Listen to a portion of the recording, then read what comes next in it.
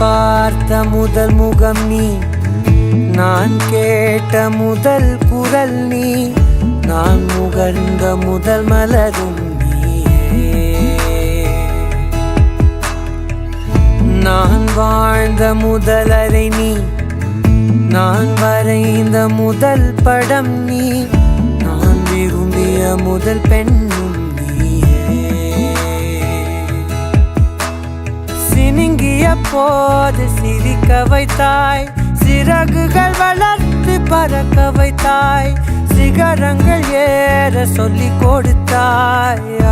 அவளோடுதான் வளர்ந்தவன் போல தெரிந்தாலும் அம்மா நீ என்ன இங்க பண்றேன்னு அம்மாவை ஓடோடி ஆசையா போய் கட்டி பிடிச்சுக்கிறாங்க.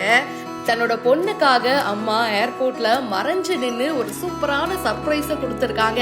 இந்த வீடியோ நிறைய பேருக்கு ரொம்ப பிடிச்சிருக்கு. ஷாலினி சிஎஸ் அப்படின்றவங்க தான் இந்த வீடியோவை ஷேர் பண்ணியிருக்காங்க.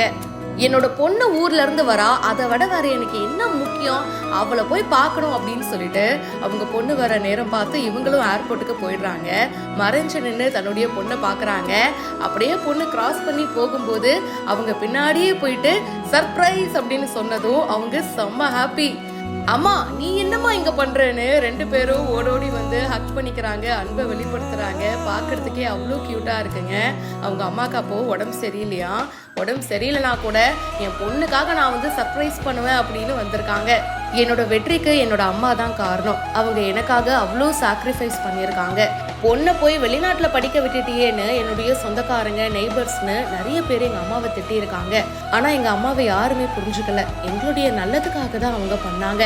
என்னோட அம்மா தாங்க எனக்கு எல்லாமே அப்படின்னு இவங்க கியூட்டா இந்த வீடியோவை ஷேர் பண்ண இப்போ இது வைரலாக போயிட்டு இருக்கு.